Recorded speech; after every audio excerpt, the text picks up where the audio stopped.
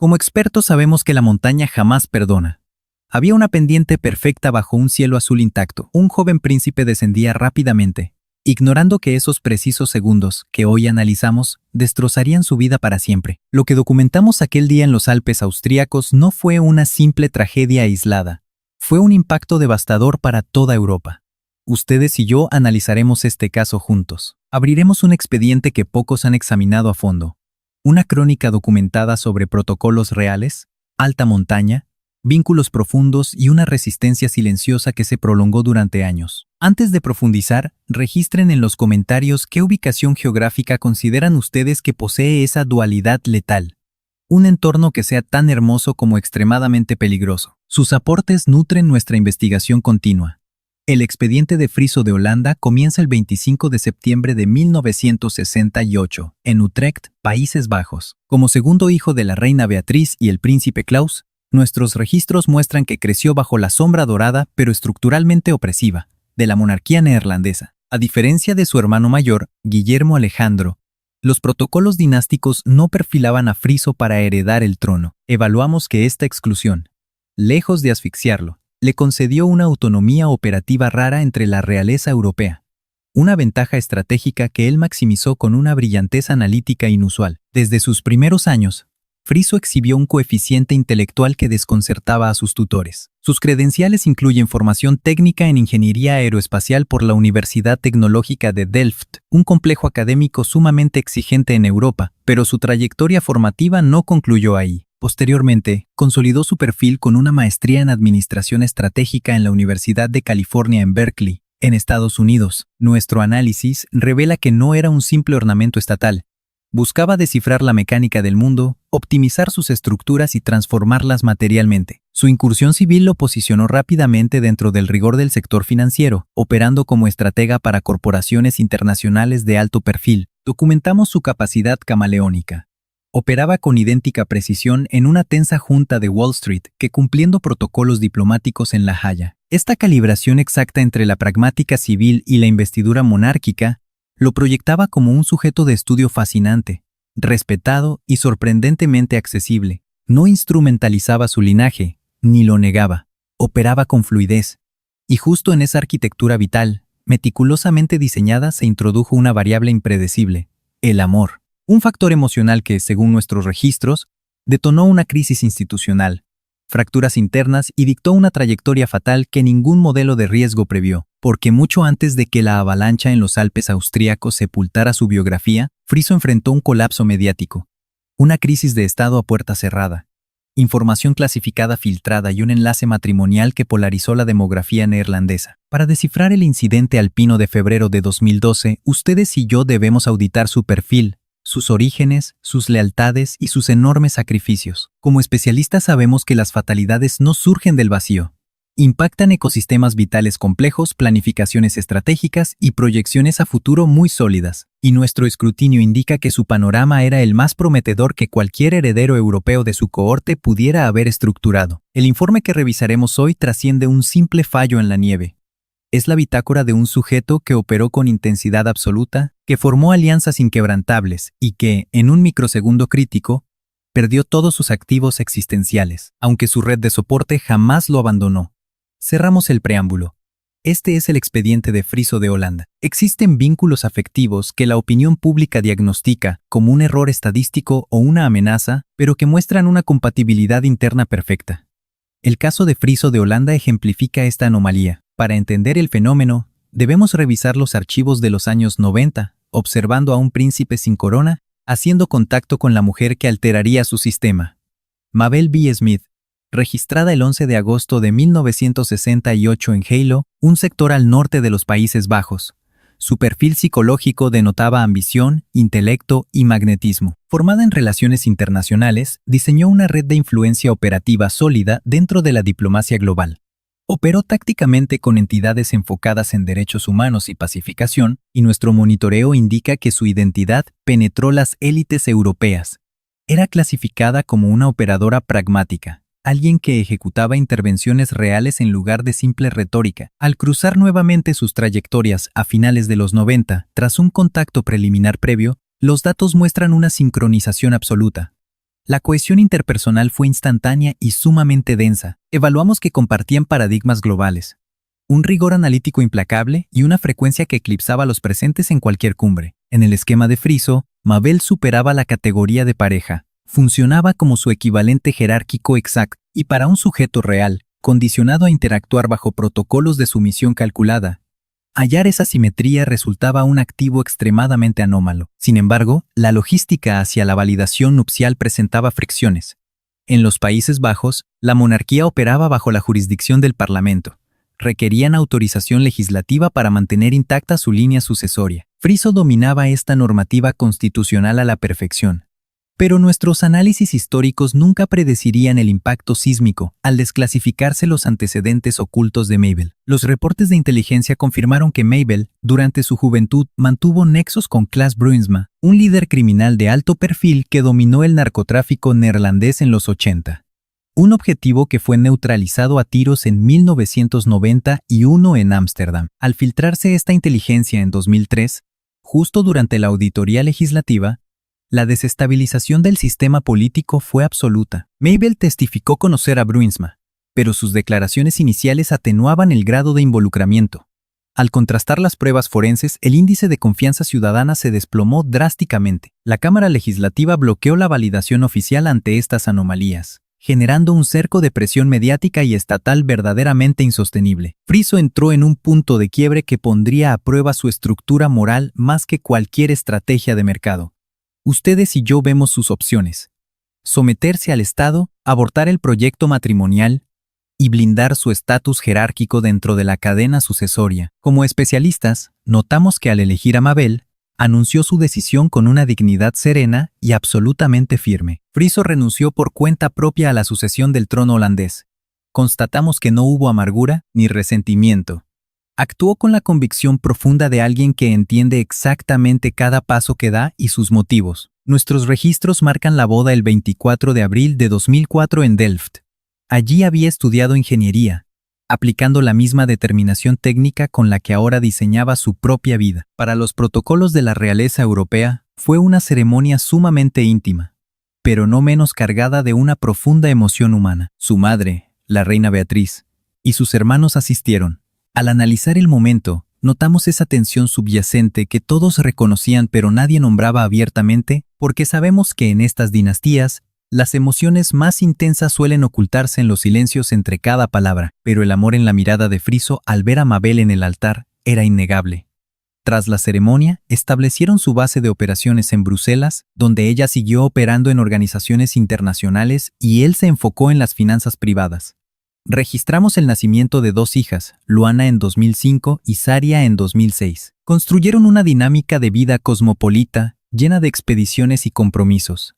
Se alejaron del rigor de la Haya, pero mantuvieron cerca a sus seres queridos. En esa realidad que forjaron con tanta valentía, documentamos que el esquí mantenía una prioridad absoluta, no para exhibirse, sino como una disciplina vital. Ese entorno donde el ruido externo se apaga y solo queda la física pura.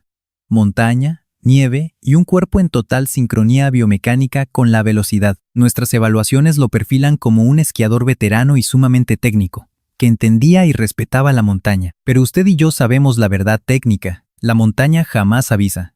No emite alertas ni señales previas, solo ejecuta sus leyes térmicas y físicas con una frialdad absoluta, aplastando los cálculos de cualquier ser humano. En febrero de 2012, la montaña liberó esa energía. Ese invierno había cubierto los Alpes con acumulaciones de nieve que todos los deportistas celebraban. Los centros alpinos austriacos operaban al máximo.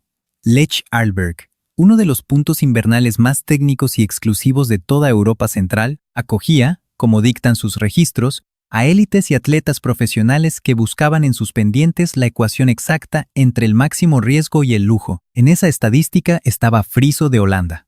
Para los analistas, sabíamos que Lech Arlberg era terreno totalmente familiar para la dinastía real holandesa. Históricamente, los Orange-Nassau dominaban ese sector del Vorarlberg austriaco con tanta frecuencia que ya funcionaba como su base de operaciones de invierno. Terreno, elevaciones y refugios estaban mapeados en su mente. Pero en nuestra experiencia, esa familiaridad suele generar puntos ciegos. No es que él fuera técnicamente imprudente, sino que el hábito reduce los niveles de cortisol. apagando sensores de alerta que salvarían vidas en terrenos desconocidos. El reporte indica el viernes 2 de febrero de 2012. La radiación solar sobre el Lech impactaba con la crudeza óptica de la alta montaña, esa luz que distorsiona la percepción, volviendo todo dolorosamente nítido. Según la bitácora, Friso inició su descenso como cualquier otra mañana. Los parámetros meteorológicos no mostraban ninguna anomalía severa que lo diferenciara de sus expediciones pasadas en ese mismo cuadrante. Nada, hasta el impacto. Como investigadores, junto a las autoridades austriacas, reconstruimos los eventos milímetro a milímetro, aplicando la precisión forense que esta tragedia demandaba. Los peritajes confirman que Friso cruzó el perímetro oficial, adentrándose en una ladera abierta y no evaluada, conocida como fuera de pista, una maniobra técnica reservada para veteranos que buscan capas de nieve profunda, evitando la compactación y la saturación de los circuitos regulares. Legalmente no había restricción en ese cuadrante, pero la física del terreno exponía a variables letales que él comprendía perfectamente. Veamos esto juntos. El peligro más letal siempre es la avalancha. Y contra el mito popular, la nieve no siempre ruge.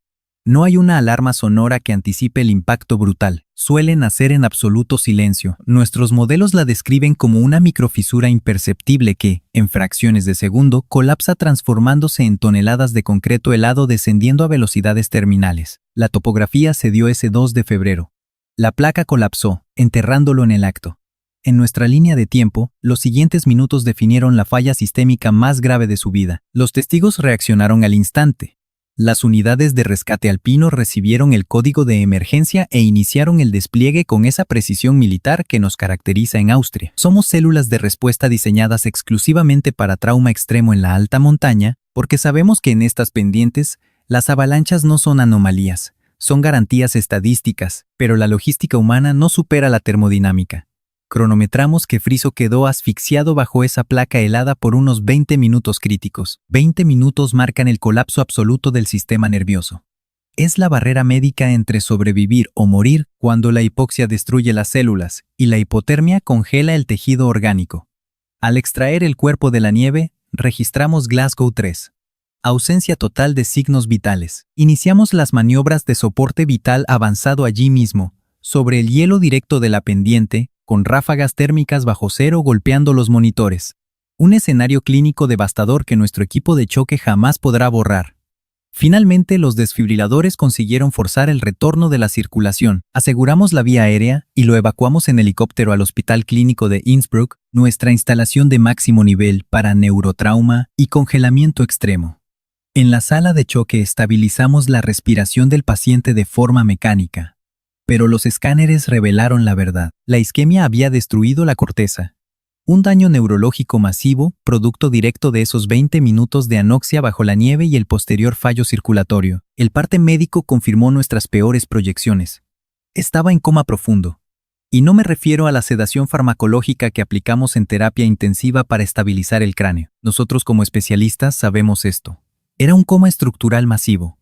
Ese estado donde la red neuronal colapsa tanto que se apaga sola, buscando repararse en la oscuridad más absoluta, lejos de la ciencia. Nuestros reportes llegaron a Bruselas y sacudieron a toda Europa.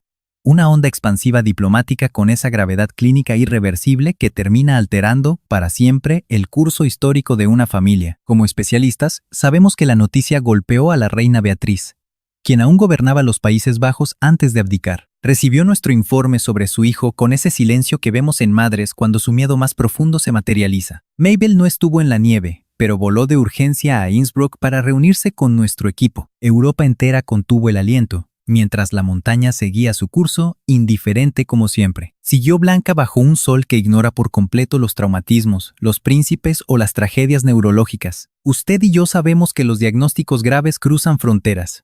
El coma de Friso de Holanda fue uno de ellos. Rápidamente, la prensa europea publicaba los reportes médicos con esa mezcla de rigor clínico y consternación que suele aparecer cuando un daño cerebral severo afecta a una figura pública, alguien tan querido en su país. Tras esos boletines de la Casa Real neerlandesa, nosotros veíamos a una familia deshecha, intentando asimilar una lesión neurológica totalmente incomprensible. Mabel llegó a Innsbruck con la prisa de quien sabe que cada minuto de hipoxia cuenta, y la impotencia de quien solo puede observar. En cuidados intensivos, estar ahí de pie es la acción más devastadora. pero la más vital para el paciente. Cuesta describir clínicamente lo que implica sentarse junto a los monitores del amor de tu vida, observarlo en silencio, sostener su mano buscando un reflejo que quizá jamás regrese. Mabel lo hizo. Lo mantendría por meses, incluso por años. Nuestros colegas del Hospital Universitario de Innsbruck operaron con la máxima precisión y los protocolos neurológicos más avanzados disponibles. El daño por hipoxia, esa asfixia celular prolongada, crea los cuadros más impredecibles y complejos que enfrentamos en la neurología actual. La red neuronal resiste bastante, pero exige oxígeno con una tiranía implacable. Si este suministro vital se detiene por un periodo prolongado, el tejido sufre daños permanentes. Aunque la palabra irreversible es un término que en medicina preferimos usar con extrema cautela, pues la neuroplasticidad aún nos asombra cuando el encéfalo busca rutas alternas para encender otra vez su propia conciencia. Durante las primeras jornadas, los partes médicos que firmábamos eran sumamente medidos. El paciente estaba en eso que llamamos estado crítico pero estable. Analicémoslo juntos. Esta frase suena contradictoria, pero clínicamente indica que los signos vitales no colapsan, aunque tampoco evolucionan positivamente. El organismo pelea en un hilo muy fino, a punto de romperse. Ante esa crudeza médica, la familia, Mabel y la reina Beatriz analizaban cada coma del diagnóstico con una urgencia que solo quienes aguardan milagros fuera de terapia intensiva logran asimilar realmente. La reina Beatriz voló a Innsbruck apenas lo autorizamos. Verla junto a la cama con los respiradores fue una escena que borró cualquier título real, dejando al descubierto el dolor más instintivo de una simple madre. Beatriz había gobernado por décadas con firmeza y destreza táctica, forjándose como una figura central y sumamente respetada en toda Europa. Pero en nuestra sala de emergencias austríaca, era una mujer desarmada, incapaz de curar las neuronas de su hijo como lo hubiera cuidado siempre. Sus hermanos, el hoy rey Guillermo Alejandro y el príncipe Constantino, también custodiaron los pasillos en aquellos turnos de guardia críticos. Observamos a la familia unirse en un bloque silencioso, esa misma solidaridad que los Orange-Nassau ya mostraban en crisis anteriores, pues las coronas no vacunan contra el dolor biológico. Sufren traumas como cualquier linaje. Al mismo tiempo, en los Países Bajos, veíamos que la conmoción de la gente ante la tragedia médica era absolutamente genuina. Nuestro paciente no sería el heredero directo ni la figura de primera línea pública, pero gozaba de gran aprecio. Su vínculo con Mabel, que en su época levantó debates, evolucionó hasta ganar un tono romántico profundo que el público de su país recordaba con mucho cariño. Renunciar al poder dinástico por amor conecta directo con el lado más vulnerable de las personas. Mientras nosotros evaluábamos pupilas, afuera florecían altares en el palacio y las redes sociales, que en 2012 ya moldeaban la conversación social, estallaron en plegarias por la salud del paciente.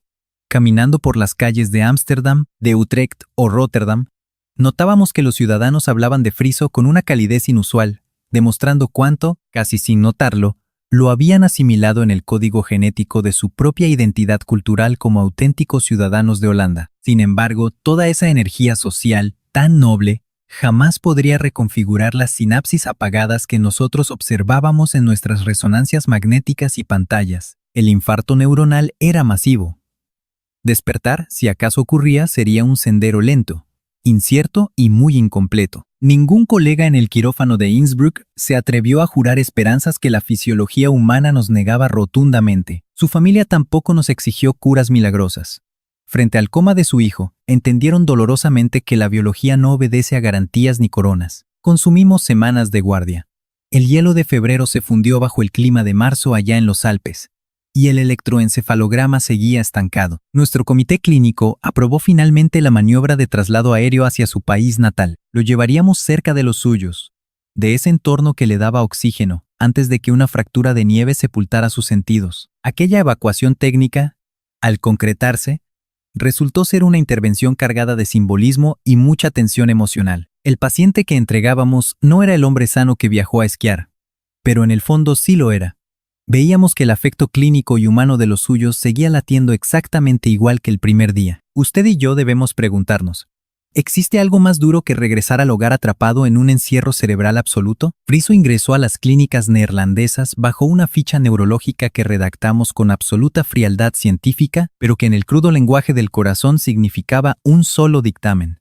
Su cuerpo respiraba aquí, pero su conciencia habitaba en el vacío. Su cuerpo respiraba y el corazón latía, Pero para nosotros, los especialistas, la conciencia de esos 43 años permanecía médicamente inaccesible. Acompáñenme a entender este caso. Detrás de una puerta neurológica cerrada. Coordinamos su traslado desde Innsbruck con los cuidados máximos para pacientes críticos. Nuestro equipo médico planificó cada detalle. La meticulosidad reflejaba nuestro pronóstico clínico severo y la enorme presión por la relevancia pública del paciente. Instalamos a Friso en nuestra unidad especializada de cuidados continuos.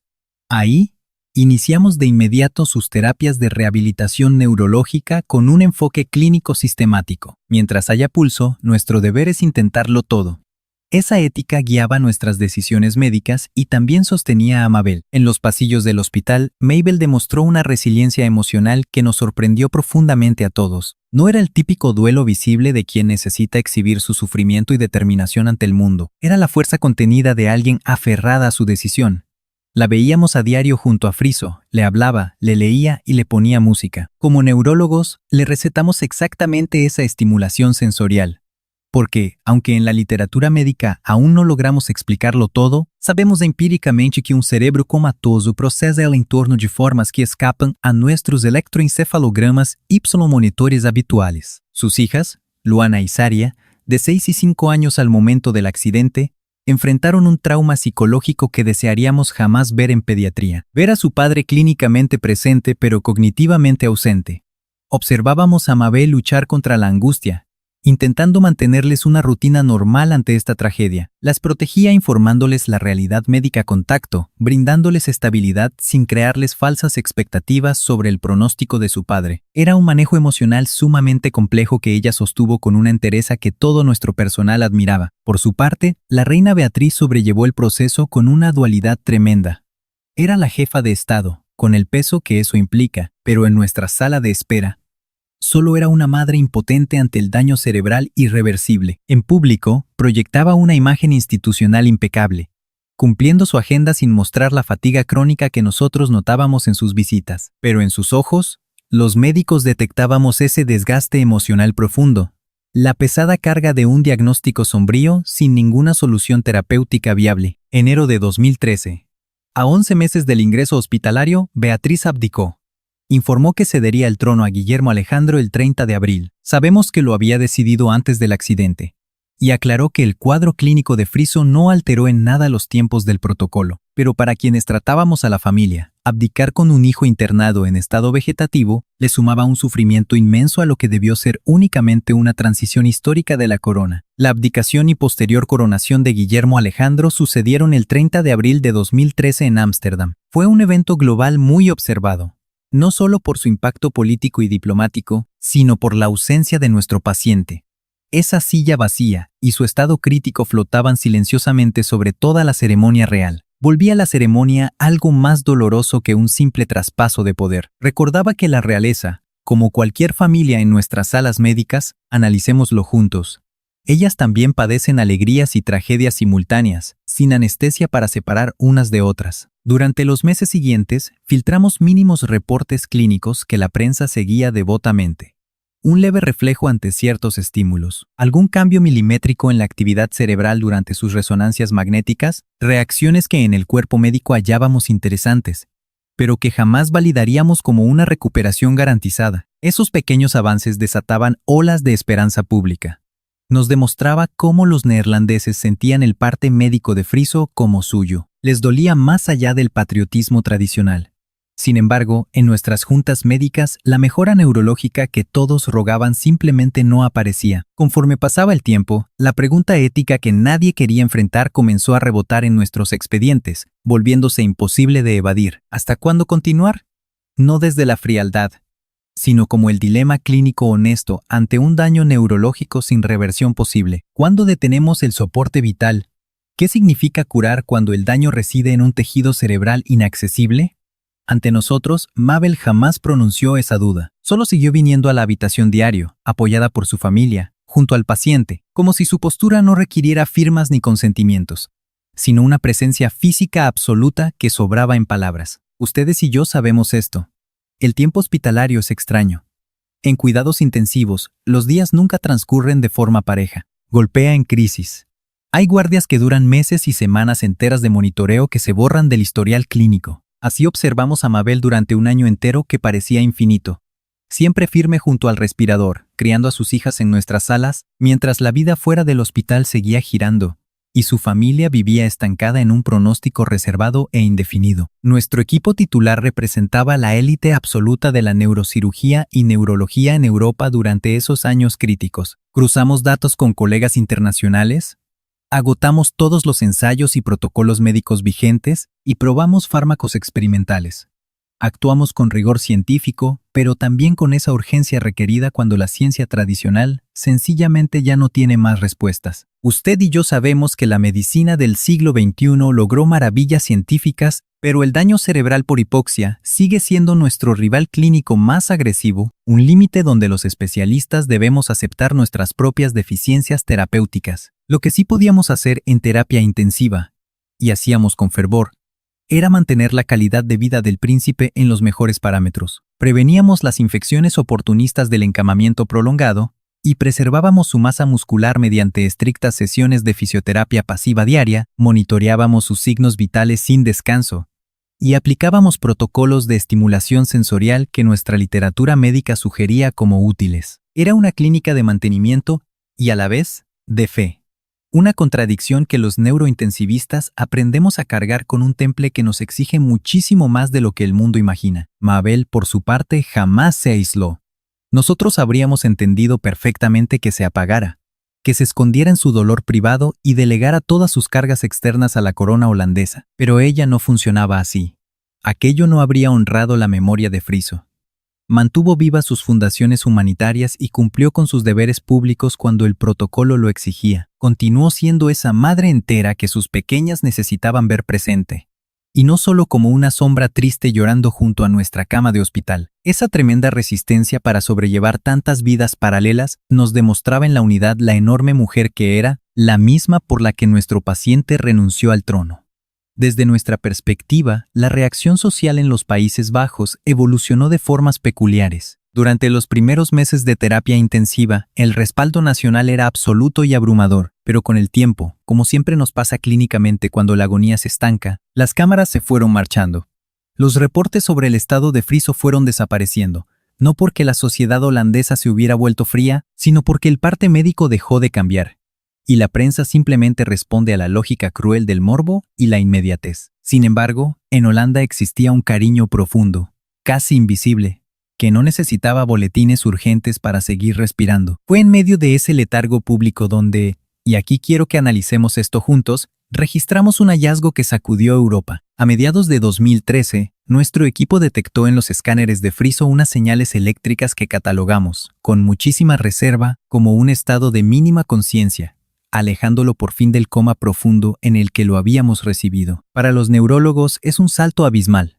Esta fase clínica significa que el cerebro tiene chispazos, aunque sean fugaces y caóticos, donde percibe la realidad. Clínicamente no es un despertar mágico, pero rompe el aislamiento total.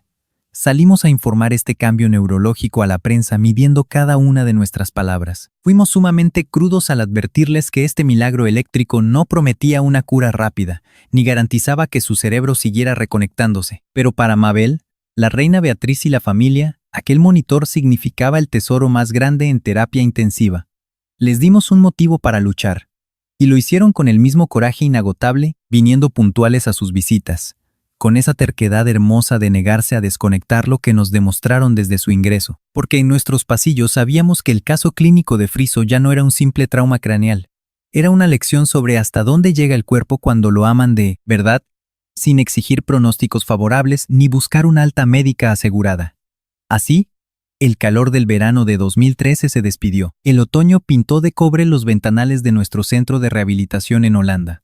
Un paisaje de tonos ocres que bañaba los canales con una tristeza hecha a la medida. Y nuestro paciente seguía ahí, atrapado entre las sábanas y el coma, mientras su familia montaba guardia en la habitación con una lealtad que los diagnósticos no lograron quebrar. Como especialistas, vemos un heroísmo que no se publica en revistas médicas ni se aplaude en congresos de ciencia. No hablo de cirugías a corazón abierto, ni de directores de hospital tomando decisiones críticas en medio de emergencias. Es la entereza de pisar este hospital cada mañana sabiendo que el monitor no cambiará, sin cuadros clínicos nuevos, sin respuestas pupilares distintas, sin ese milagro repentino que todos ruegan. Es sostener la mano de tu esposo cuando la terapia gira en torno al sufrimiento.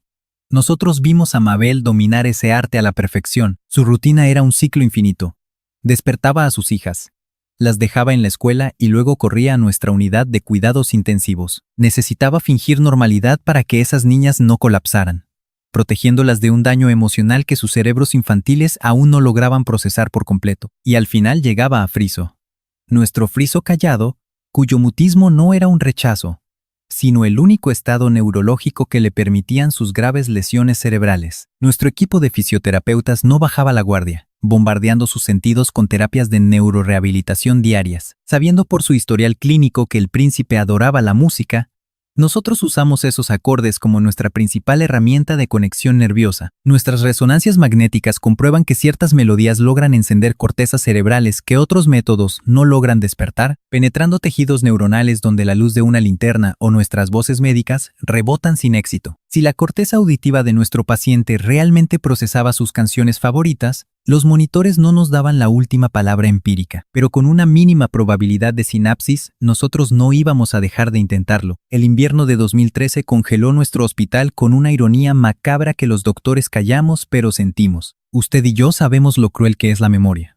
Por primera vez, los Alpes nevaban igual que aquel 2 de febrero que arrasó todo. Usted y yo sabemos que las pistas austriacas abrían sus puertas con normalidad.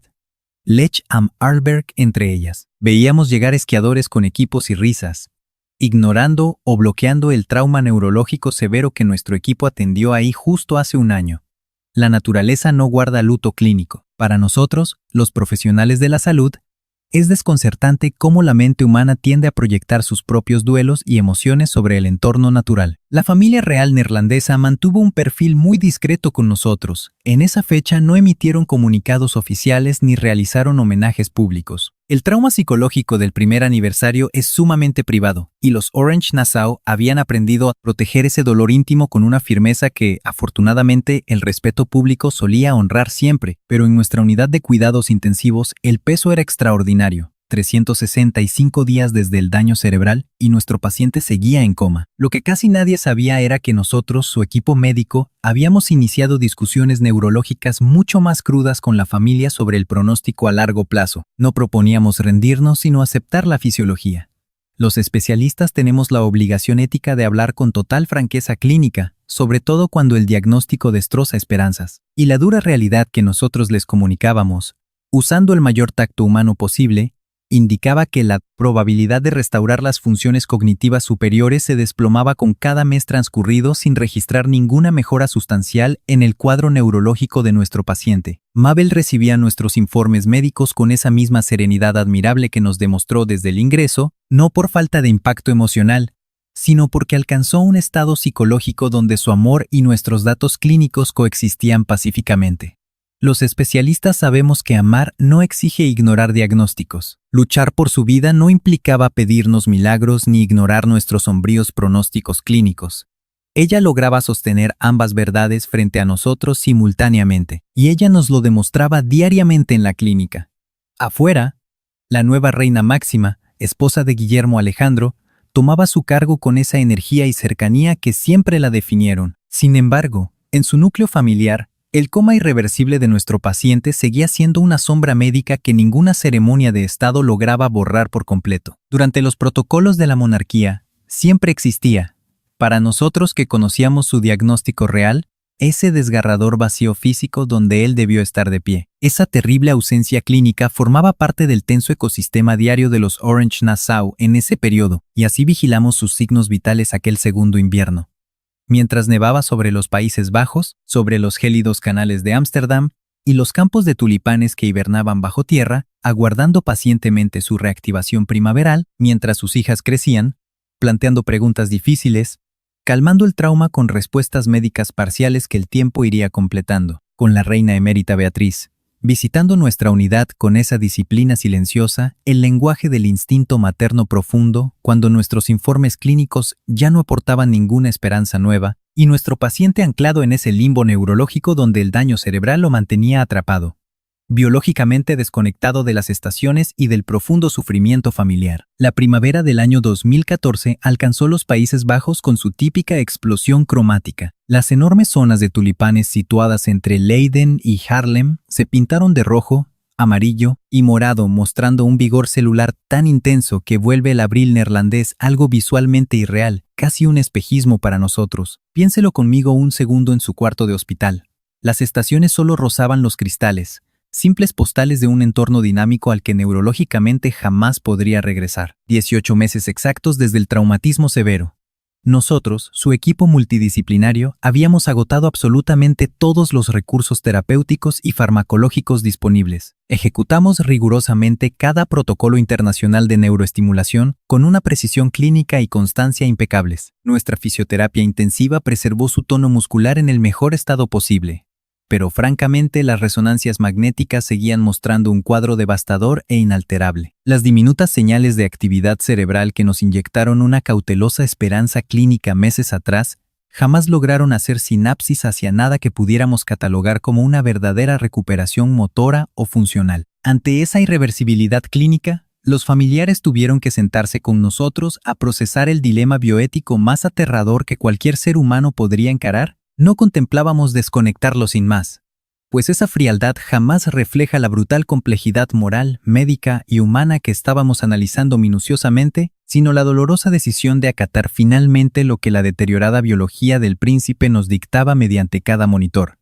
Elegir firmemente acompañar en lugar de insistir, retirarnos sin dejar de amarlo profundamente. Nosotros los médicos, junto con bioeticistas y juristas, llevamos siglos debatiendo la compleja línea moral sobre el sostenimiento artificial de la vida. Es la discusión clínica y filosófica más desgarradora que enfrentamos en la medicina moderna, justamente porque ningún manual científico ofrece una solución perfecta o absoluta. Cada expediente médico es único, cada núcleo familiar también.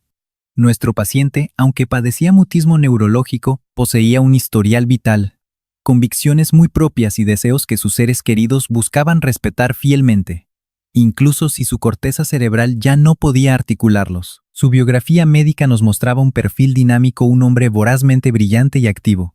Un paciente que cruzó mares buscando conocimiento, manejando los mercados financieros más brutales, que desafiaba aquellas cumbres nevadas con la adrenalina de quien necesita exprimir su fisiología al límite para sentirse verdaderamente conectado y vivo. Usted y yo debemos preguntarnos honestamente qué calidad de vida toleraría alguien con ese historial. Una encrucijada ética brutal que Mabel debía resolver desde sus convicciones más íntimas. No hay registros públicos sobre esas crudas conversaciones éticas de nuestra sala médica. Fue deliberadamente así. Las decisiones paliativas acordadas aquellas últimas semanas por Mabel, Beatriz, el rey Guillermo Alejandro, su hermano Constantino y nuestro equipo médico quedarán selladas bajo secreto profesional perpetuo, preservando el enorme respeto público que siempre blindó a nuestro paciente hasta su exhalación final. Pero el desenlace de nuestras resoluciones clínicas llegaría pronto, golpeando con esa inevitable contundencia fisiológica que ningún respirador artificial puede ya frenar. Para nosotros, los especialistas que revisamos este archivo, el 9 de agosto de 2013 es clave. 18 meses tras el accidente, la Casa Real neerlandesa emitía un comunicado reconociendo que la recuperación de Friso seguía incierta y su estado clínico grave. Sin embargo, nosotros notamos que en el verano de 2014, los partes médicos tomaron otro tono, uno más definitivo. Preparaban una despedida, no una espera. Nuestro equipo clínico confirmó lo inevitable. No existían perspectivas realistas de mejoría. El cuerpo de Friso, que había resistido más de un año con una tenacidad asombrosa, reflejando la gran fortaleza del hombre que lo habitaba, mostraba ya un colapso irreversible. Mabel estuvo a su lado esos días finales. Beatriz también. Sus hijas Luana y Saria, que rondaban los 7 años, estuvieron allí. Nosotros valoramos cómo las acercaron de la forma más adecuada para su edad y comprensión emocional, porque incluso ante este trágico pronóstico médico, proteger psicológicamente a las niñas fue una prioridad que la familia jamás descuidó. Sabemos que el amor protege a quienes quedan. El 12 de agosto de 2013, un martes de verano neerlandés, el príncipe Friso falleció. Tenía 44 años. Nuestros reportes indican que estuvo en coma durante 1 año y 6 meses. tras aquel devastador accidente de esquí en Lech Harbor, murió rodeado de los suyos, en paz. Mostró la misma dignidad silenciosa que documentamos a lo largo de esos últimos meses de existencia. Aquella montaña que lo sepultó en febrero de 2012, lo liberó de su estado crítico en agosto de 2014, aunque para nosotros los neuroespecialistas, él ya llevaba mucho tiempo habitando ese daño cerebral. Un territorio insondable, lejos del alcance de quienes lo amaban. Usted y yo sabemos que al perder la realeza a uno de los suyos, el protocolo toma el control. Deben redactarse comunicados urgentes, estructurar ceremonias fúnebres y notificar de inmediato a los distintos representantes internacionales. Banderas a media asta. Todo ocurrió con la precisión y solemnidad que el protocolo oficial exigía. Pero detrás de este andamiaje institucional que analizamos, había solo una familia. Habían perdido a un hijo, un hermano, un padre. Al hombre que eligió amar por encima de su corona. Revisamos el comunicado de la corona neerlandesa. Fue breve y muy contenido, justo como evaluamos estos documentos en crisis emocionales. Confirmaba el fallecimiento del príncipe Johan Friso de Orange-Nassau. El texto expresaba el luto familiar. Además, documentaba el profundo agradecimiento por el cariño que la nación neerlandesa mostró durante esos difíciles meses clínicos. Muy pocas líneas para nuestro gusto, resumiendo una vida excepcional. Una muerte que, según los expedientes, llegó tras una lucha silenciosa de una intensidad casi inimaginable. Observamos que la reacción en los Países Bajos fue de una tristeza muy serena. Faltó esa conmoción masiva típica al morir repentinamente otras figuras públicas. Nuestro análisis indica que la larga agonía de Friso permitió al pueblo prepararse paulatinamente para el desenlace. Emocionalmente hablando, este fallecimiento se percibió como un descanso médico esperado. Clínicamente, cuando un cuerpo sufre tanto por tanto tiempo, la muerte llega con una mezcla de dolor y alivio. Desde la psicología clínica, esto es algo profundamente humano. Registramos las condolencias de líderes europeos. El rey Felipe de España, la reina Isabel de Gran Bretaña, el rey Harald de Noruega y docenas de jefes de Estado enviaron comunicados oficiales a la corona. Aunque Friso no reinaba directamente, los historiadores sabemos que pertenecía a esa red exclusiva de familias europeas. Linajes que comparten lazos, sangre y una visión estricta sobre la responsabilidad pública. Su deceso golpeó esos círculos, rebasando la simple cortesía diplomática. Documentamos que el funeral se ofició el 16 de agosto de 2014 en Delft, la misma ciudad donde Friso estudió ingeniería años atrás. El mismo lugar donde, 10 años antes, casó con Mabel en una ceremonia fascinante y muy compleja. Para nosotros, los biógrafos, Delft cerró un círculo de simetría perfecta. Esas coincidencias imprevistas que solo descubrimos al analizar la historia en retrospectiva. Esta ciudad de canales tranquilos y porcelana azul, cuna de Vermeer, sirvió como el escenario definitivo para una vida que nosotros catalogamos de muchas formas, pero jamás de ordinaria. Inspeccionamos la iglesia del funeral, abarrotada de familiares, amigos íntimos y altos representantes institucionales. Mabel caminó de la mano con sus pequeñas. Un porte que nosotros, los psicólogos, no llamamos frialdad, sino la armadura del amor para sostenerse ante los ojos del mundo. La reina emérita Beatriz entró ejerciendo de madre. Cargaba el peso de ese rol fundamental, el más antiguo y permanente de su largo historial de títulos nobiliarios. Los reyes Guillermo Alejandro y Máxima asistieron mostrando esa solidaridad impecable, típica de quienes sobrellevan una tragedia que no requiere explicación alguna. Analizando los discursos, todos dibujaron a un hombre dotado de una curiosidad científica insaciable, que amó profundamente y que asumió grandes riesgos vitales sin detenerse a calcular costos personales. Alguien que construyó su propio destino, lejos de lo que dictaba su posición nobiliaria, forjando su trayectoria de manera completamente activa e independiente. Los testimonios elogiaron al brillante estudiante de Delft y al experto ejecutivo de Bruselas o Nueva York. También al esquiador audaz y al padre completamente entregado. Destacaron al hombre que apostó por Mabel, incluso cuando el protocolo arrojaba tremendos obstáculos sociales. Para nuestro equipo, el momento más impactante de aquella jornada no fueron los discursos, sino el abrumador silencio. Ese silencio sepulcral que dominó Delft. Un instante de luto donde los presentes procesaban, cada uno, su propio registro mental sobre Friso. Imágenes individuales de alguien que cruzó este plano vital dejando un impacto psicológico y humano muy real en quienes trataron con él. Un silencio que nos demostró, más que cualquier elocuencia académica, lo que significa perder una figura irreemplazable. Friso descansa en el mausoleo oficial de los Orange-Nassau. exactamente junto al linaje de sus antepasados, integrado a la extensa historia neerlandesa.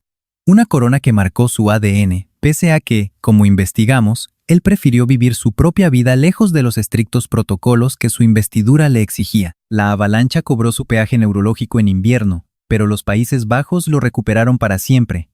Usted y yo sabemos que los expedientes históricos más profundos nunca concluyen con la muerte clínica.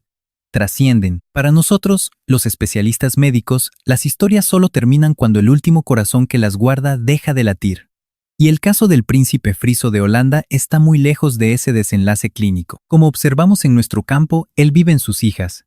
Crecieron con la imagen de un padre activo, y luego con una presencia neurológica silente pero real durante los años en que ya no podía responder. Vive en su viuda Mabel. Ustedes y yo sabemos que ella demostró lo que significa cuidar sin plazos clínicos ni condiciones. Vive en una nación entera que procesó este trauma entendiendo que, detrás del protocolo real, solo había una familia sufriendo, como cualquier otra. Loana y Saria crecieron bajo el cuidado psicológico de su madre y el apoyo constante y vital de su abuela Beatriz. Mabel se enfocó en que sus hijas recordaran a su padre más allá de aquel trauma físico y el coma neurológico posterior, sino a través de toda la vitalidad que mostró antes de aquel 2 de febrero. Les transmitió su intelecto brillante, su trayectoria profesional y sobre todo su profundo sentido del humor, de su forma de habitar este mundo. Tenía una curiosidad intelectual tan amplia que lo distinguía enormemente de otros pacientes y hombres de su misma jerarquía. Aquellas niñas que lo vieron partir hacia la nieve crecieron recordando al ser humano íntegro, y no solamente al paciente en terapia intensiva. Mabel retomó su labor en las organizaciones internacionales con un ímpetu admirable. Quienes evaluamos el duelo, vemos esto como un mecanismo profundamente sano para honrar el legado de su compañero. No desarrolló la amargura crónica que esperaríamos clínicamente, ni ese aislamiento social que habría sido totalmente justificable. Vimos, en cambio, a una mujer que procesó un dolor psicológico devastador, de los más severos que un individuo puede soportar, logrando salir adelante sin perder jamás su capacidad de resiliencia. Desde nuestra experiencia, eso lo es absolutamente todo. Con los años, la figura de Friso se instaló en un rincón muy particular de la memoria colectiva del pueblo neerlandés, no como el simple paciente trágico que fallece joven por un trauma dramático, aunque su expediente tenga de eso, sino desde una visión más humana. El hombre que eligió bien, que vivió intensamente y recibió un amor capaz de soportar la prueba psicológica y física más extrema imaginable. Porque sostener ese vínculo durante 18 meses junto a una cama clínica, sin un pronóstico favorable, sin respuestas motoras visibles, careciendo del intercambio neurológico básico que normalmente nutre cualquier relación humana, exige una fortaleza emocional que supera la biología básica. Se transforma, ante nuestros propios ojos, en una verdadera vocación de cuidado. El accidente en Lech Amberg nos obligó a replantear los protocolos de prevención. Detonó un intenso debate sobre la seguridad en las pistas y en los terrenos fuera de ruta. Los equipos de rescate alpinos intensificamos las mesas de trabajo para mejorar la señalización de avalanchas. Evaluamos los protocolos para aquellos deportistas que ingresan a zonas no marcadas, subrayando siempre la urgencia táctica de portar el equipo de supervivencia adecuado. Hablamos de transceptores de avalancha, palas y sondas. Como rescatistas, sabemos que este equipo define el límite exacto entre la vida y la muerte durante esos primeros minutos críticos bajo la nieve. El deceso de Friso no fue un mero dato estadístico. Sirvió para que más deportistas asimilaran el peligro extremo y real que esconden las montañas. Sabemos que las cumbres son hipnóticas. Esa luz invernal, el silencio y la nieve prístina tienen la capacidad visual de hacer que este ecosistema parezca mucho más inofensivo de lo que es. Sin embargo, geológicamente hablando, son frías e indiferentes.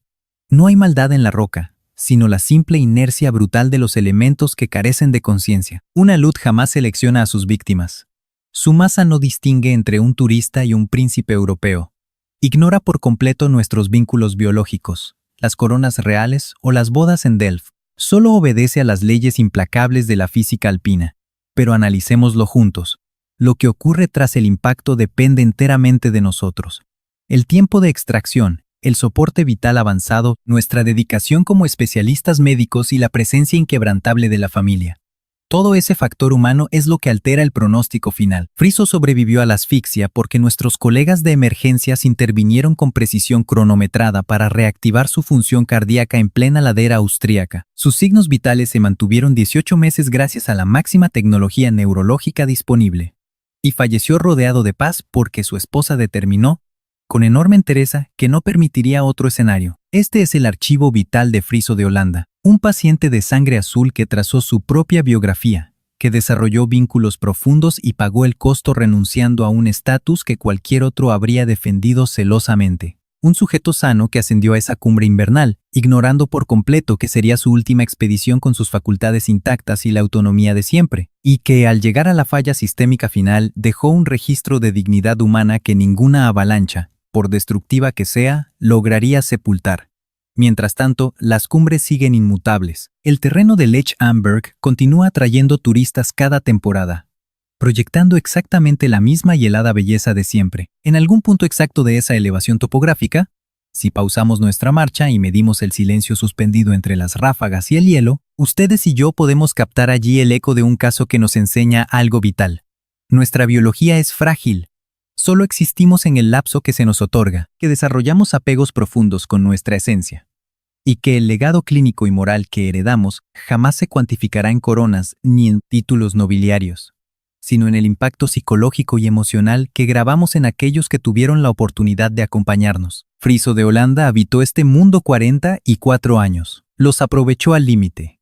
Y eso, colegas, es a lo máximo que nuestra especie puede aspirar clínicamente.